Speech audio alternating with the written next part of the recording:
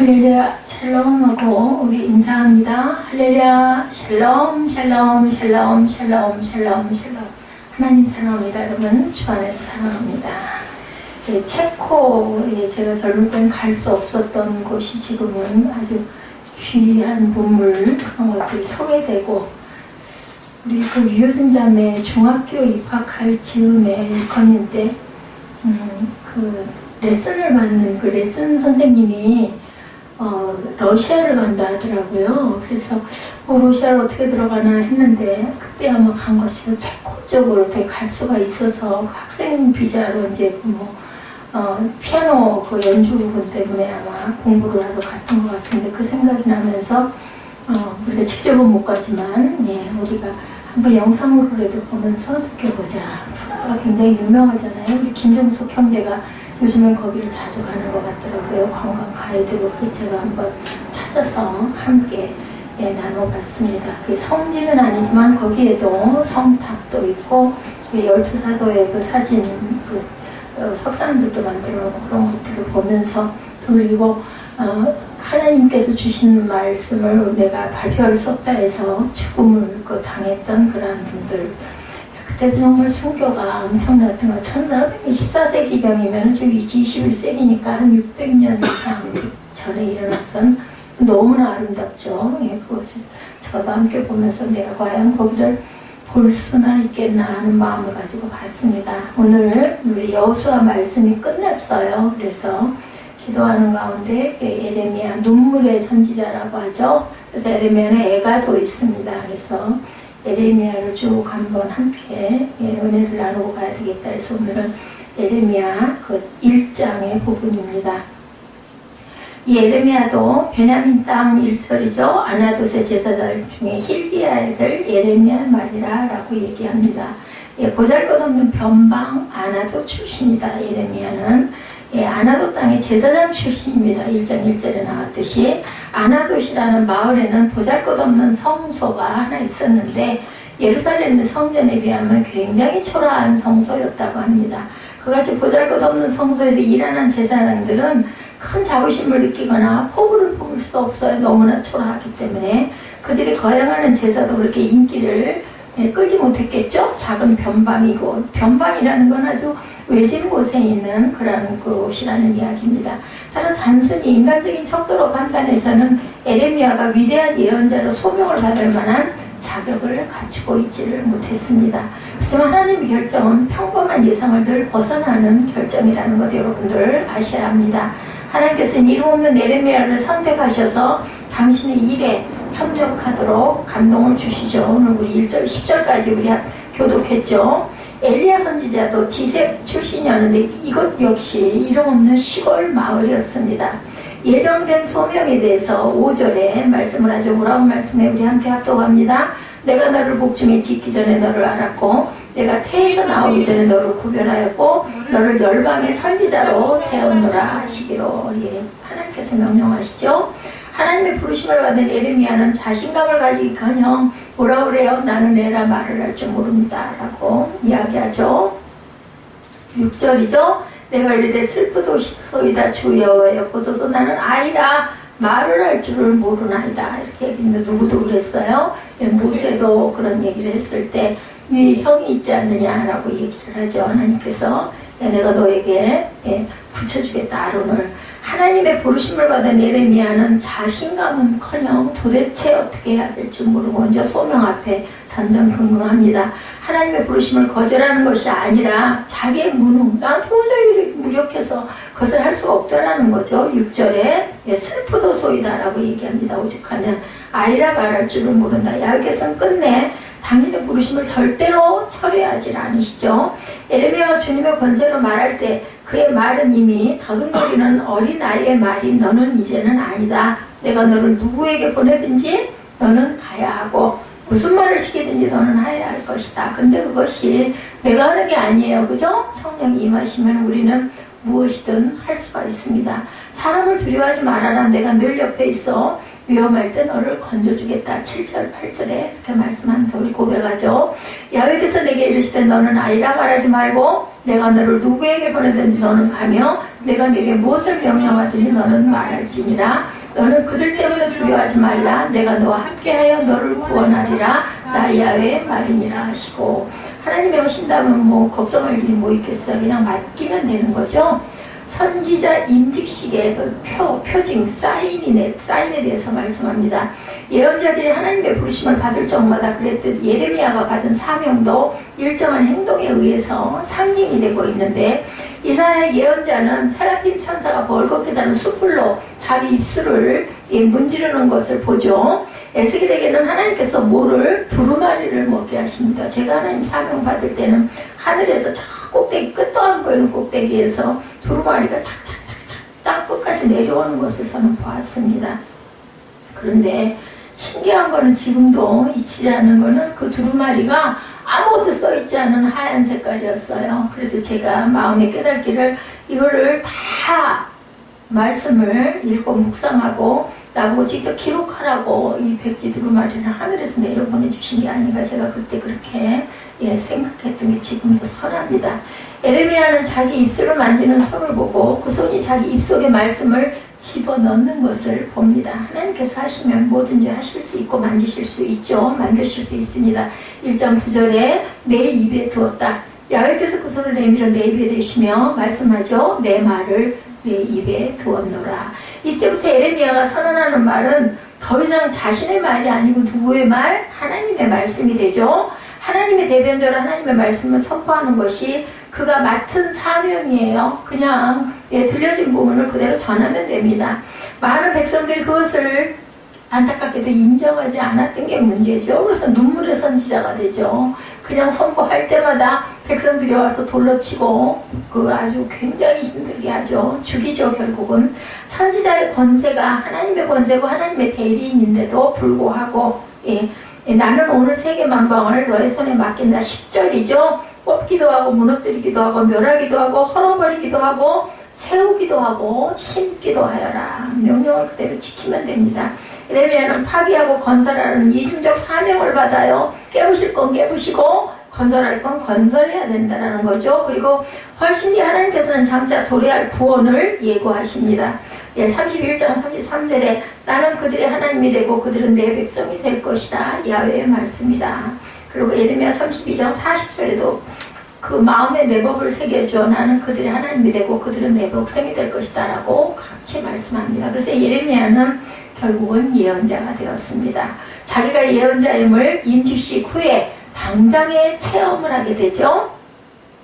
그리고 11, 12절에 보면 살구나무 환상, 그것을 보게 됩니다. 예레미야 1장 11절에 보면 야훼의 말씀이 또 내게 임하니라 이르시되 예레미야 내가 무엇을 보느냐 하시매 내가 대답하되 살구나무 가지를 보나이다. 환상이 보이는 거예요. 12절에 야훼께서 내게 이르시되 내가 잘 보았도다. 이는 내가 내 말을 지켜 그대로 이루려 함이라 하십니다.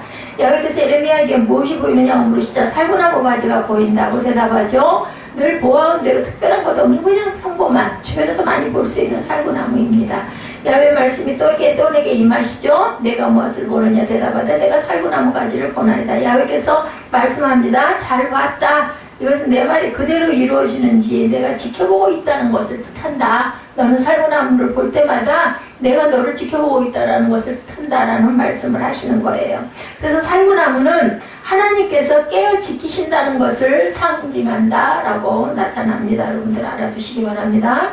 자, 선지자 예레미야의 사명 역시 하나님께 위임을 받았죠. 깨어 지키는 사명, 파수꾼이 되어야 되는 거예요.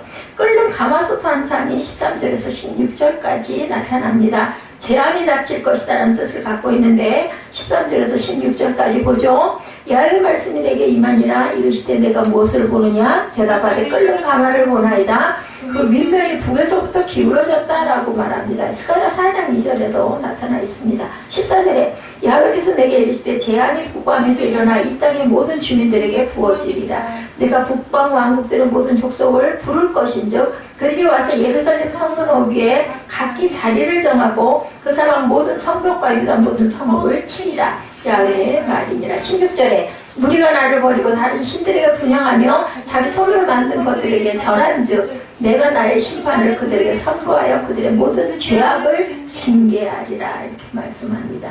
곧이어서 예레미야는 부글부글 끓는 손물에 북쪽에서 쏟아져 내리려고 있음을 보죠. 그 물은 쏟아져 길을 가득 넘쳐 부글부글 끓는 물이 북쪽에서 쏟아져 가지고 길에 넘쳐 흐릅니다. 이 장면 역시 예레미야가 전에 흔히 목격해온 반대 이제 예언자로 그 광경을 북쪽에서 재앙이 쏟아져 예루살렘 위로 넘치라는 의미를 가진다는 것을 깨달고 얼마나 두렵고 무서웠을까요? 그리고 예레미야가 받게 될 그러한 고난에 대한 예언이 17절에서 19절까지 계속 이어지죠. 우리 읽습니다. 그러므로 너는 내 허리를 동이고 일어나 내가 내게 명령한 바를 다 그들에게 말하라. 그들 때문에 두려워하지 말라. 내가 그들 앞에서 두려움을 당하지 않게 하리라. 보라 내가 오늘 너를 그 온 땅과 유다 왕들과 그 지도자들과 그 제사장들과 그 땅 백성 앞에 견고한 쇠기둥 노선벽이 되게 하였은즉 19절 그들이 너를 치니 너를 이기지 못하리니 이는 내가 너와 함께하여 너를 구원할 것입니다. 야훼의 말이니라. 동시에 하나님의 예레미야가 받게 될 고난에 대해서도 미리 가르쳐 주신 거죠. 큰 고난이 있을 것이지만 큰 보호가 아울러 있을 것을 말씀합니다. 큰 고난이 있을 것인데 보호도 있을 거다라는 거죠. 유다의 임금이나 고관, 제사장들이나 지방 유지들과 함께 온 나라가 달려들어도 내가 오늘 너를 단단히 방비된 성처럼 쇠기둥 노선벽처럼 세우리니 아무리 덤벼도 너를 당하지 못하리라 이렇게 말씀을 합니다. 그리고 내가 내 옆에 있어 도와줄 것이다. 18, 19절에 그렇게 말씀합니다. 얼마나 이것을 보고 나서 예레미야가 의기소침했을까요? 무서웠을 것 같아요. 저 같으면. 어떻게 보면 예레미야는 처음부터 평생 불운한 비운의 예언자로 선택받았다고 볼 수가 있는데 어떤 면에서 볼 때 세상에 행복한 예언자는 없습니다. 다들 고난을 받고 다들 순교를 하죠. 이사야는 톱으로 썰어서 죽임을 당했다고 그러죠. 이스라엘 사람 중 어느 누가 나는 행복한 예언자를 만나보았다는 사람은 아무도 없습니다. 거짓 예언자라면 행복한 예언자일 수 있지만 진실한 하나님이 세운 예언자들은 전부 다 핍박을 받죠.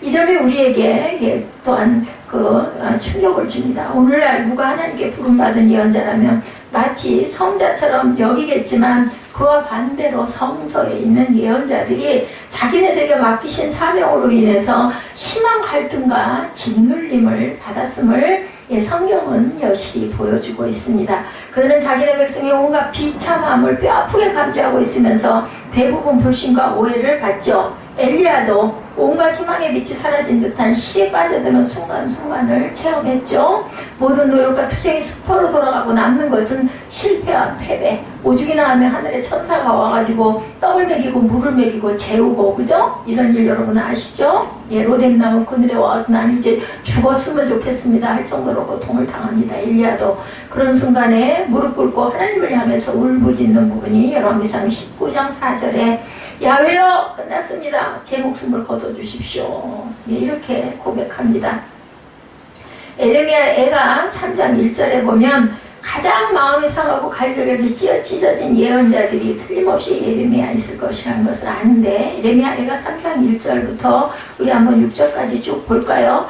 야훼의 분노의 매로 말미암아 고난당한 자는 나로다 합니다. 예레미야 애가 3장 1절입니다.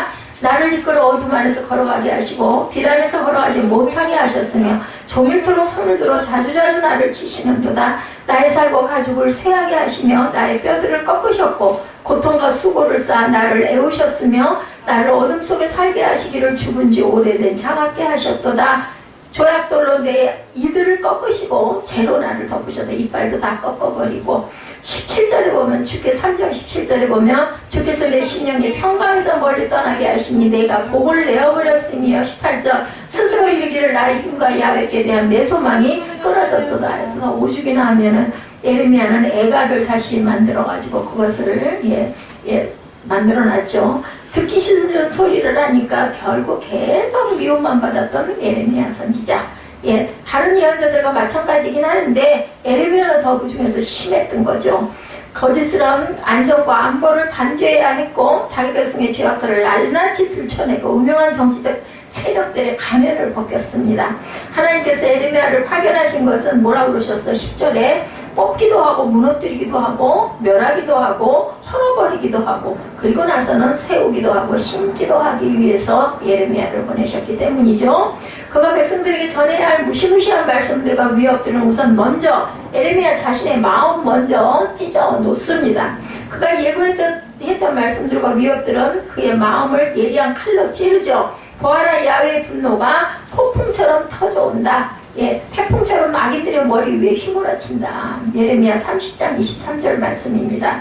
보라, 야훼의 노여움이 일어나 폭풍과 회오리처럼 악인의 머리 위에서 회오리 칠 것이다. 24절에 야훼의 진노는 그의 마음에 뜻한 말을 행하여 이루기까지는 돌이키지 아니하나니 너희가 끝날에 그것을 깨달으리라. 끝날에 깨닫는다고 말씀을 하죠. 좋아할 리가 없어요. 예레미야를 이렇게 얘기를 하는데 누가 좋다고 하겠어요, 그죠? 너는 왜 그렇게 부정적으로만 보느냐. 예, 결국은 답을 엄청 받습니다. 한편 거짓 예언자들은 희망적인 아첨 섞인 말들로 예, 그냥 가만히서를 하죠. 오늘날도 마찬가지입니다.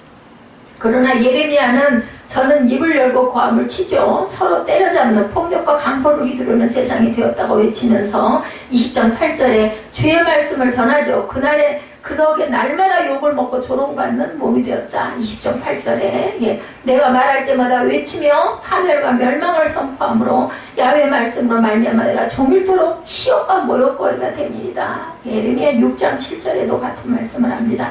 너무 괴로운 나머지 예레미야는 하나님께 거의 반항에 가까운 말까지 합니다. 하나님께서 자기에게 해가 되는 사명과 임무를 지우셨다고 항의하죠. 야훼여, 저는 어수룩하게 주님의 꿰매 넘어갔습니다. 주님의 억제에 말려들고 말았습니다. 20장 7절입니다. 그 여호와여, 주께서 나를 권유하심으로 내가 그 권유를 받사오니 주께서 나보다 강하사 이기셨으므로 내가 조롱거리가 되니 사람마다 종일토록 나를 조롱하나이다. 그래서 날마다 웃음거리가 되고 모든 사람에게 놀림감이 되었다. 20장 7절에 그렇게 고백을 합니다. 사맥에 먹을 만한 으슥한 데라도 있다면 내 백성을 버리고 그리로 떠나가련만 나를 배신하고 간음하는 무리들 한 번 혀를 놀렸다면 남의 가슴에 칼을 꽂는구나.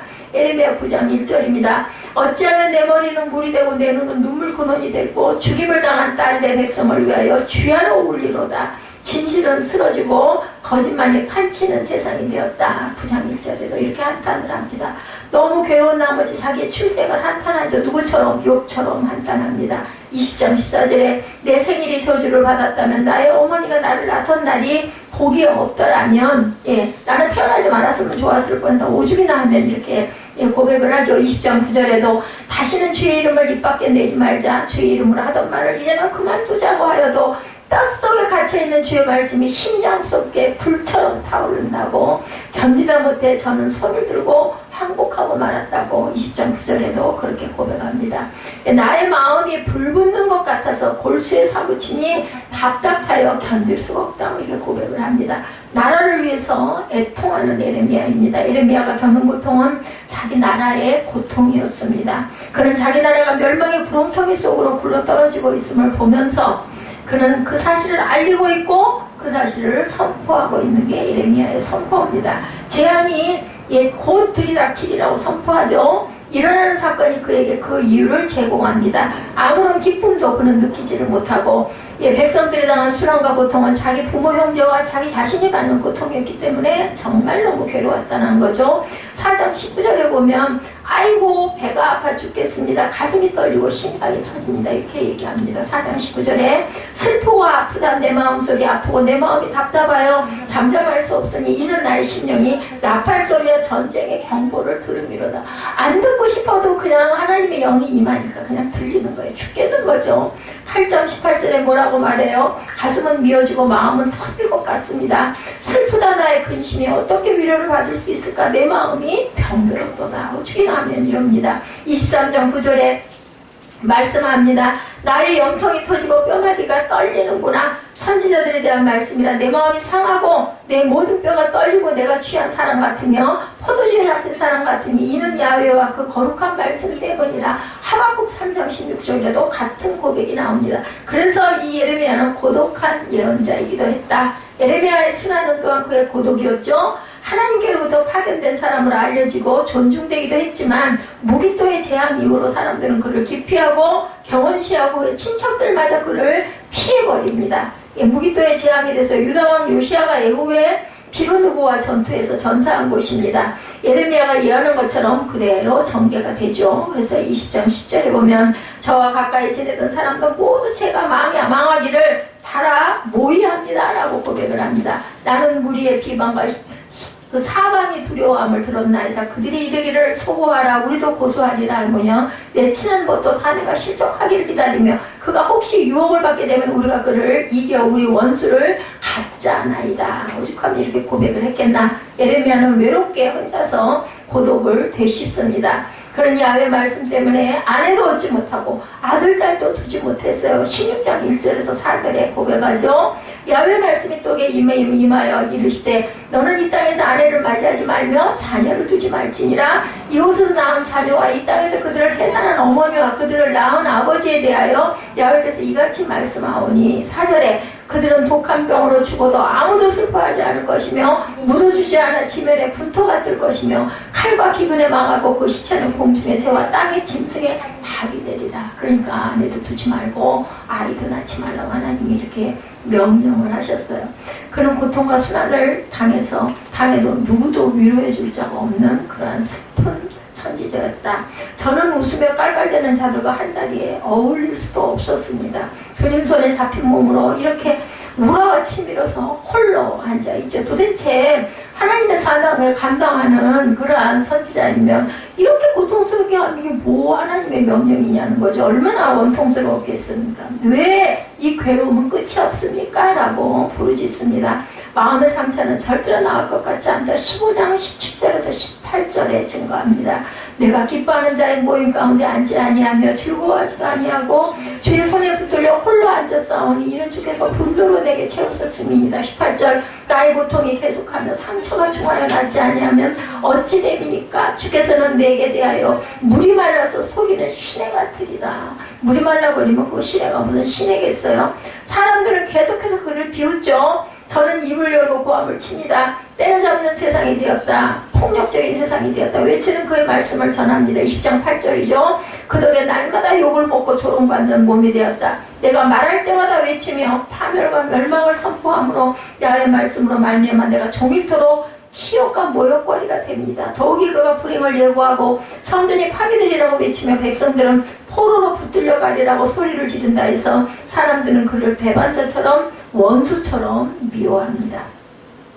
그 사람이야말로 오로지 자기 백성을 위해 살고 자기 백성이 안위를 위해서 조마조마하고 하나님께 간구에 맞지 않음에도 사람들은 이상하도록 그를 미워하죠. 14장 11절에 보면 야훼께서 또 내게 이르시되 너는 이 백성을 위하여 복을 구하지 말라고 그래요. 18장 20절에 보면 어찌 악으로 선을 갚으리까마는 그들이 나의 생명을 해하려고 구덩이에 판나이나 내가 주의 분노를 그들에게 돌이키려 하고 주의 앞에 서서 그들을 위하여 유익한 말을 한 것을 기억하옵소서. 이 사람은 사형을 받아 마땅한 사람이라는 거죠. 여러분이 들으신 대로 이 사람은 이 성전에서 망한다. 26장 11절에 그렇게 예언을 했기 때문에 제사장들과 선지자들이 고관들과 모든 백성에게 말하이르되 이 사람은 죽는 것이 합당하니 너희 귀로 들은 같이 이 성에 관하여 예언해서 망한다고 예언했기 때문에 예레미야는 죽어야 된다는 겁니다. 사람들은 그가 지나가는 길목에 함정을 파놓고 때려잡으려고 음모를 꾸미고 그를 죽여 없애려고 했습니다. 누구의 상징이 먼저 보여요? 예수 그리스도의 상징이죠. 예레미야가 그럴 때마다 공부와 실망이 그를 엄습하고 급기야는 하나님께 다가가 엎드려서 눈물로 하소연하고 호소하며 다른 도리가 없었다. 그래서 눈물의 선지자입니다. 야훼여 주께서 저를 아시지 않습니까? 15장 15절입니다. 저를 버리지 마시고 도와주옵소서. 저를 못살게 구는 자들에게 원수를 갚아달라고 이렇게 고백을 하죠. 내가 부끄러움을 당합니다. 나로 멸망하지 아니하게 하옵시며 주를 위하여 내가 부끄러움을 당하는 줄을 아시옵소서. 하나님이 모르시겠어요? 근데 이런 고난, 이런 기가 막힌 고난을 받습니다. 또한 어둠 속에서도 희망을 전하는 선지자였는데 그가 가장 괴롭게 겪는 순환은 칠흑 같은 밤중에 희망을 인지하고 그리고 버티고 있는 것, 그것이었는데요. 하나님께서 당신 백성에 대해서 충실하시고 자유로우시다고 확신한 그는 이스라엘이 비록 멸망한 뒤끝이라도 놀라운 장래가 마련되어서 기다리고 있음을 믿어 의심치 않는다고 42장 10절에서 12절에 증거합니다. 너희가 이 땅에 눌러 앉아 산다면 내가 너희를 세우고 헐지 아니하며 너희를 심고 뽑지 아니하리니 이는 내가 너희에게 내린 재난에 대하여 뜻을 돌이킵니다. 야훼의 말씀이니라. 너희는 너희가 두려워하는 바벨론의 왕을 겁내지 말라. 내가 너희와 함께해서 너희를 구원하며 그의 손에서 너희를 건지리니 두려워하지 말라. 내가 너희를 불쌍히 여기리니 그도 너희를 불쌍히 여겨 너희를 너희 본향으로 돌려보내리라. 결국 돌려보냈어요? 안 보냈어요? 돌려보냈죠. 그럼 바벨로니아의 포로로 붙잡혀간 사람들에게 자기 희망을 걸었습니다. 돌아오죠. 나중에 70년 후에 비참한 귀양살이를 하는 가운데 새로운 백성이 나오리라는 확신을 갖게 됩니다. 예루살렘이 무너지기 전에 에레미야는 바벨론 유배 상태로부터 회복이 있을 것이라는 표징으로 법적 권리를 행사하여 아나돗에 있는 사철의 땅을 삽니다. 32장 6절에서 15절에 보면 이스라엘이 다시 회복된다는 것을 보여주는 상징적인 매매가 나타나죠. 6절에 보면 에레미야가 이르되 야훼의 말씀 내게 임하느니라 이르시기를 32장 7절에 보면 보라 내 숙부 샬롬의 아들 하나님의 일이 내게 와서 말하기를 너는 아나소에 있는 내 밭을 사라 이 기업을 물을 권리가 내게 있느니라 하시더니 스룹바벨과 함께 유배지에서 돌아온 사람들이 첫 집단 가운데 아나돗 사람들이 128명이 있었다고 에스라 2장 23절에도 나타납니다. 아나돗 사람이 128명이요 이렇게 증거되죠. 사람들이 다시 거주하게 된 성읍들 가운데 아나돗이 포함됨으로 에레미야의 예언이 성취됨을 보여줍니다. 에스라 2장 23절, 느헤미야 7장 27절에 아나돗 사람이 128명이라고 말씀하죠. 모든 선지자들이 똑같이 절망을 예언했지만 그 가운데서도 결국 하나님이 주시는 희망을 예언하고 있음을 봅니다. 그래서 에레미야의 최후를 보면 역설적으로 보이겠지만 그는 이제 더 이상 백성들을 다시 규합하려고 애쓰지를 않습니다. 예루살렘이 함락된 뒤 그는 팔레스티나에 그냥 남아있기로 작정하고 그달랴가 살해당하자 아마도 본의 아니게 에집트로 옮겨가게 됩니다. 그리고 틀림없이 그는 이역 땅 에집트에서 자기가 생명을 바쳐 위하던 백성들과 멀리 떨어져서 미련을 버리지 못한 그 백성들과 떨어져서 죽습니다. 에레미야가 겪은 어두운 밤은 새롭게 터져나오는 여명의 끝을 맛보지를 못하고 돌아가죠. 성경의 예언과 무당의 예언의 차이점, 여러분들 제가 언젠가 한번 여러분들에게 말씀드린 것 같아요.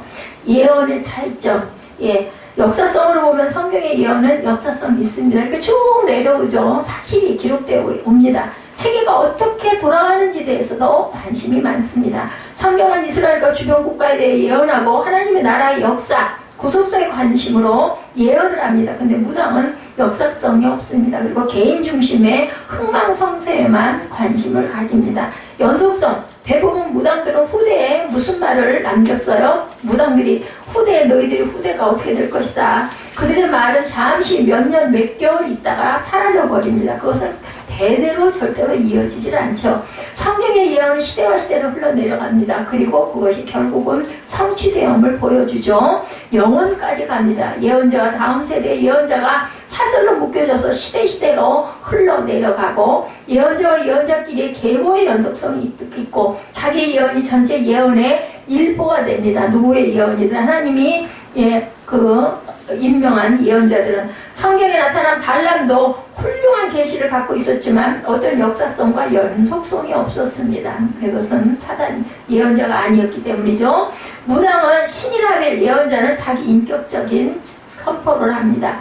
무당은 천지창조의 하나님이 아닌 다른 신의 이름을 빌어서 말하죠. 그러나 하나님의 선지자는 하나님의 이름을 빌어서 선포합니다. 무당은 신이라 비례해서 인간성이 와해되고 신이 그를 접수해서 활동을 합니다. 그러나 예언자는 비인격적이지 않고 자기 개성을 분명히 갖고 있습니다. 에레미야는 우리에게 두 가지의 도전을 줍니다. 하나님의 음성을 듣는 것, 내 말을 내 입에 두었다. 오늘 본문 9절이죠.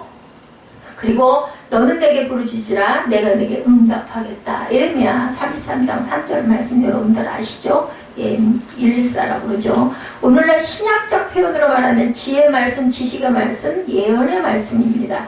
그러나 가정교회 등 공동체 어떤 위기가 오면 모든 공동체가 나아갈 진로를 놓고 고민할 때 매우 시의적절한 말씀의 응답을 내놓는 사람들, 이런 예언적 말씀은 오늘날에도 간헐적으로 꼭 필요할 때 위에서 임한다는 거죠. 모든 사람이 에레미야 똑같은 부르심, 스페셜 콜링을 받을 필요는 없지만 자기는 자기 분야에 대한 확실한 부르심을 받아야 됩니다. 부르심 받은 사람들이 교회를 세우죠. 그리고 하나님께서 인도하시는 대로 가는데, 때로는 예레미야는 정말 이렇게 기가 막힌 꼴을 당해서 하나님께 원망을 하지만, 우리는 그렇지도 않으면서도 때로는 도대체 하나님 뜻이 어디에 계셨길래 제가 이러고 있습니까? 왜 저는 이렇습니까? 라고 하나님께 항의를 할 때가 있습니다. 그런데 지금 예레미야 전체를 제가 한번 1장이기 때문에 둘러봤습니다. 여러분들, 그냥 예레미야 하면은 선지자 중에 한 사람이고 애가가 있어서 눈물의 선지자다는데 이 정도로 기가 막히고 지독할 줄은 몰랐죠. 매우 시의적절한 말씀의 응답을, 그러한 것을 우리는 기다리고 있는데, 그것이 중요한 건 뭐냐? 어느 때인지를 우리는 모릅니다. 근데 분명한 것은 에레미야도 이렇게 얘기했지만 결국은 죽었지만 나중에 바벨론에서 포로에서 뭐라고, 고레스 왕이 너희들 너희 나라로 돌아가서 예루살렘 성전을 재건해라 하고 얘기하는 바람에 돌아가게 되지 않습니까? 그런 일이 절대로 일어날 줄 몰랐던 거예요. 근데 벌써 수백 년 전에 예레미야 나타나서 그 이야기를 하고 하나님께서 분명히 다시 이루실 거라고 말씀한 게 결국은 나타나는데, 내가 살아있을 때는 그거를 깨달지도 알지도 못하고 죽죠. 얼마나 원통하게 죽었겠어요. 이 고난을 받고. 하나님이 나를 이 일에 부르셨다. 나는 죽어도 내게 맡겨진 이 일을 할 거야. 이런 부르심. 우리가 이런 부르심을 가지고 가야 됩니다. 그래서 스페셜 콜링이라고 말하죠. 예레미야, 에스겔, 다니엘, 다윗은 모두 젊을 때 20대 전후에 그런 부르심을 받죠. 젊은 시절은 정말 중요한 시기라는 것. 일찍 부름을 받아 일찍 자신을 준비할 수가 있습니다. 여러분들, 그렇다면 어떻게 돼야 되겠어요? 은혜를 일찍 받아야 되겠죠? 사도 바울은 약 30세경에 12제자들은 모두 30세 이전에 이 제자가 되죠. 예수님의 부름을 받습니다. 부름을 받을 때 자신의 나약함을 절대로 바라보지 말아라. 나를 통해 역사하실 능력의 주님만 바라보라고 1장 6절, 7절, 9절에 말씀합니다. 거부하죠. 예레미야가 아까 봤지만 나는 입술이 아이라 말을 할 줄 모른다고. 예레미야의 반응은 두 손을 내죠. 고개를 살리살리 흔들고 무엇인가 잘못되었다고 말합니다. 나는 말 못해요. 우리 얘기할 때 그러잖아. 나는 못해. 고개 흔들지 않습니까? 여기서 말하는 아이는 나이가 어리다는 것보다는 경험이 없고 나는 아무것도 모른다. 나는 그런 능력이 없다라는 얘기입니다. 모세도 입이 뻣뻣하고 혀가 둔한 자라고 출애굽기 4장 10절에 말할 때 하나님께서 네 형이 있지 않니? 하고 예배하고 계시죠. 솔로몬도 왕의 재능이 부족하다고 열왕기상 3장 7절에 보면 본인이 그렇게 증거를 합니다. 바울 사도도 말에는 조라다. 고린도서 11장 6절에도 인정합니다. 그러고 보면 하나님이 선택하셨던 많은 사람들은 모든 조건을 완벽하게 갖추지는 절대로 못했다는 것을 우리가 깨닫게 되고, 그 대신 뭐 하세요? 하나님께서는 주변에 사람들을 붙여주십니다. 그래서 일을 하게 합니다. 어떻게 사람이 혼자서 그 능력을 다 감당하겠어요? 못 감당합니다. 하나님이 선택하셨던 많은 사람들은 이렇게 부족했죠. 말을 잘못한다는 것은 하나님 말씀을 대언하는 예언자가 있어서 굉장히 치명적이에요. 말을 좀 잘하면 좋고, 저도 역시 그렇습니다. 기억력이 좋아가지고 성경 공부한 거 머릿속에 줄줄줄 성경 장절이 좀 있으면 여러분들이 아마 보실 때 와 할 거예요. 저희들 신학교 다닐 때 그랬어요. 누군가가 막 성경 말씀을 줄줄 외우면 와 하고 당연히 바라보게 되거든요. 그럼 얼마나 좋겠어요. 예레미야의 한탄이 여러분들 절로 수긍이 될 겁니다. 지난번 전에 제가 에스더한테 들은 이야기가 있어요. 나는 사기를 당했어. 그런 얘기를 하죠. 웃으면서 그 말한 기억이 나. 하나님이 다 자기들 어떻게 해주실 것 같이 막 그러고 하시는, 결국 이게 뭐야? 이런 이야기를 하는 거죠. 주체는 하나님이시다는 건 어떻게 야의 말씀을 대언하느냐. 근데 그 주체는 하나님입니다. 하나님이 부르실 때는 반드시 하나님이 필요한 능력을 구비해 주신다. 더 정확하게 말하면 너는 내 일이라고 생각하지 말아라. 내 심부름이야. 내 능력의 유무는 상관이 없게 한다. 그죠? 내가 하라는 대로만 하면 돼. 그게 중요하다는 거죠. 야훼께서 이르시되 너는 아이라 말하지 말고 7절이죠. 내가 너를 누구에게 보내든지 너는 가. 내가 네게 무엇을 명령하든지 너는 말해. 그것만 하면, 순종만 하면 된다는 겁니다. 내가 가서 내가 말하는 것이지만 사실 하나님이 보내셔서 하나님의 말을 전할 거니까 내 능력의 유무는 상관이 없다. 사역의 주체가 네가 아니고 나 하나님 나야. 그죠? VMI라고 말합니다. 너 자신을 보지 말고 나를 봐라. 하나님은 예레미야에게 그동안 고집스럽게 보여왔던 대상을 바꿔주시죠. 다시 말해서 에레미야는 6절에 야훼여 나를 보소서 지금의 제 모습과 처지가 어떠한지를 보소서. 이에 대해서 하나님은 에레미야가 바라보아야 할 대상을 바꿔주시죠. 내가 내 말을 내 입에 두었노라. 하나님께서 말씀합니다. 에레미야야, 내가 네 자신만을 본다면 경험이 있건 없건 간에 너는 아무 쓸모없는 사람이다. 근데 봐라, 내가 너와 함께 있어서 내 입을 이제부터는 내가 책임을 질게 라고 말씀을 합니다. 거의 모든 사람이 하나님의 부르심에 주저하고 두려워하죠. 그러나 하나님의 부르심은 생각의 전환을 요구하심을 갖고 계시다는 걸 저와 여러분이 기억하셔야 됩니다. 하나님의 부르심은 자기를 바라보는 시각에서 벗어나서 자기와 함께 하시는 하나님을 바라보는 시각을 갖게 해주십니다. 하나님의 부르심을 사모하면서 나 자신이나 내 환경이 아닌 전능하신 하나님을 볼 수 있도록 믿음의 눈을 달라고 기도하시기 바랍니다. 어떤 청년이 신학교를 졸업하고 목사 안수를 받기 전에 2년 정도 갈등을 했다고 그래요. 하나님이 정말 나를 주의 종으로 부르셨을까? 나는 정말 평생 이 길을 갈 수 있을까? 가야 하나? 이런 갈등이 있었다고 합니다. 근데 어느 날 갑자기 자기 마음에 그런 생각이 들더라는 겁니다. 너는 내 스스로 목사를 할 능력이 없다고 생각한다. 그것은 맞다. 그러나 내 속에 있는 내가 할 터니 너는 순종만 해라. 이런 음성이 들렸다고 그래요. 그래서 그는 순종하기를 하고 날마다 결심을 되새긴다고, 내가 하는 게 아니지 내 속에 계신 주님이 나를 통해 역사하시지, 이렇게 자꾸 스스로에게 최면을 걸었다고 합니다. 부르신 사명자에게 주어진 증표는요, 하나님이 강하게 함께 임재하신다는 거.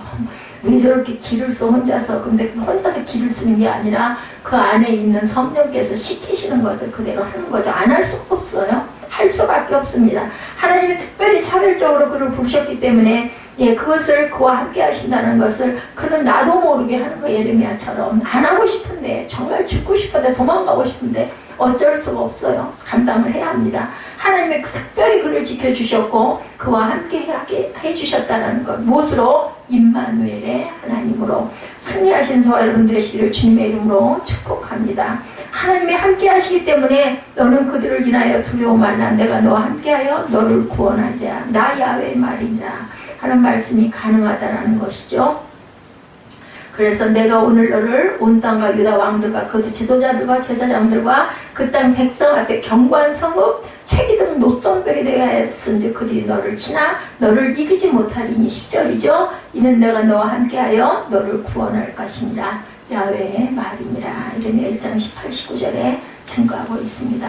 그렇기 때문에 에레미야에게 임한 영이 저와 여러분에게 함께 하셔서 오늘도 이 자리에서 예배를 드리시는 줄로 믿습니다. 때로는 몸이 연약하고 마음이 연약해서 마음의 갈등이 있기도 하고 육신이 연약해서 집중이 되지 않고 졸려올 때도 있지만 하나님께서는 그 연약함도 아시죠? 예수님이 제자들에게 나와 한때도 너희들 같이 기도하지 할 수 없느냐라고 말씀하시죠. 세 번째는 기도하고 오셔서 뭐라고 그래요? 마음은 원이로다, 육신이 원이로다라고 말씀합니다.